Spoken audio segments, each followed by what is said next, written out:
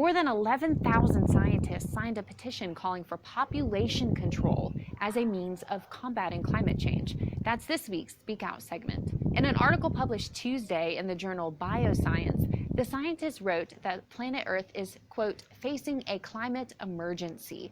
They argued that population control was a necessary response to this emergency, writing, quote, the world population must be stabilized and ideally gradually reduced. This ideology is dangerous because it suggests that reducing the human population is the best solution to our problems. But the petition presents no facts or data to support its claim that the human population is the cause of shrinking ice caps, rising ocean levels, and an increase in the average global surface temperature. And it doesn't show any data to prove that. Let's go to a couple questions that we've actually received since we started the webcast. The first is on population growth, and the question is, one of our most pressing issues is population growth. How do you expect this to be addressed? Well, the population growth issue at the global level is not that daunting. That is, the population percentage-wise is growing slower today than in the past, and so it will actually peak out. The problem is that the population is growing the fastest where people are less able to deal with it. So it's in the very poorest places that you're going to have a tripling in population by 2050. And so their ability to feed, educate, provide jobs, stability, protect the environment in those locations mean they're faced with an almost impossible problem. The Matrix is a system, Neil. That system is our enemy. But when you're inside, you look around, what do you see? Businessmen, teachers, lawyers, carpenters, the very minds of the people we are trying to save. But until we do, these people are still a part of that system, and that makes them our enemy. You have to understand, most of these people are not ready to be unplugged. And many of them are so inert, so hopelessly dependent on the system, that they will fight to protect it.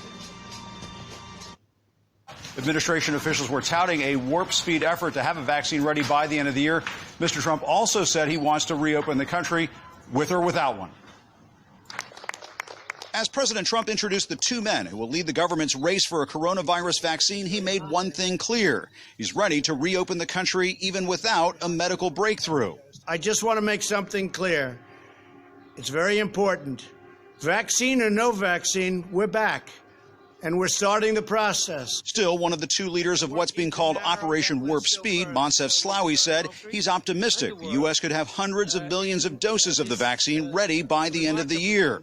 I have very recently seen early data from a clinical trial with a coronavirus vaccine. And these data made me feel even more confident that we will be able to deliver a few 100 million doses of vaccine by the end of 2020. And we will do the best we can. That's an ambitious timeline, and many health experts aren't so sure it's achievable. Coronavirus Task Force Dr. Anthony Fauci is hopeful the government can meet that goal, but cautions Americans should be realistic. There's no guarantee that the vaccine is actually going to be effective. You can have everything you think that's in place, and you don't induce the kind of immune response that turns out to be protective and durably protective. Given the way the body responds to viruses of this type, I'm cautiously optimistic that we will, with one of the candidates, get an efficacy signal.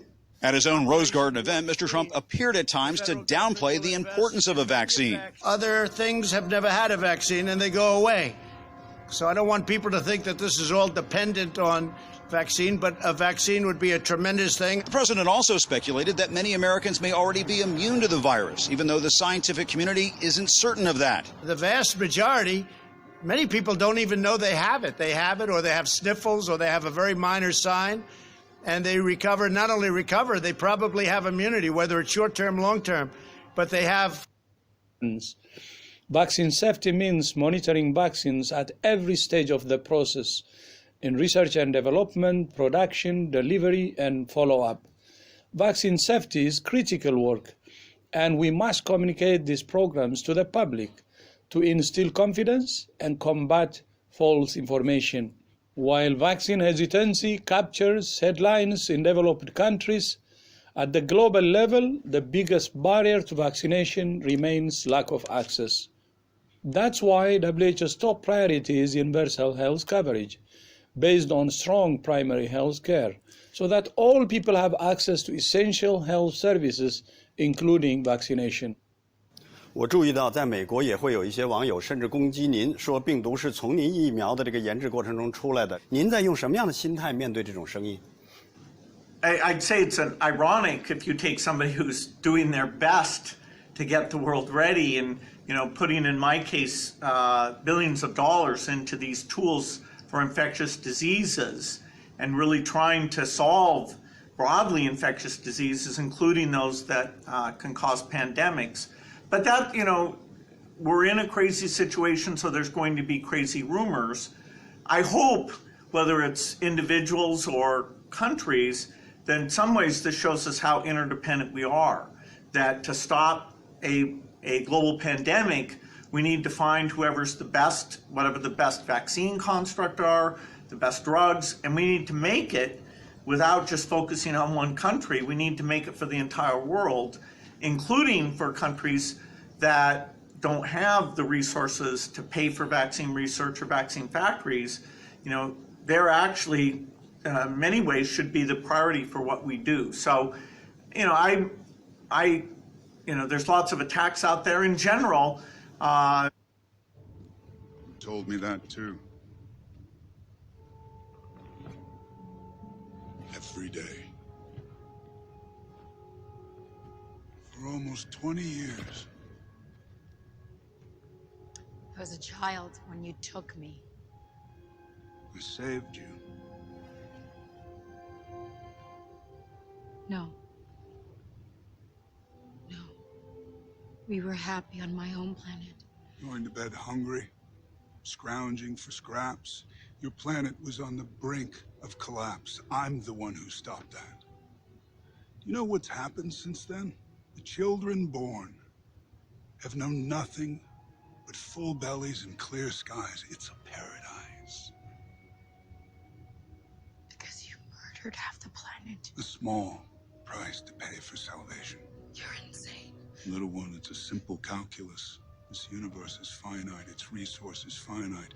If life is left unchecked, life will cease to exist.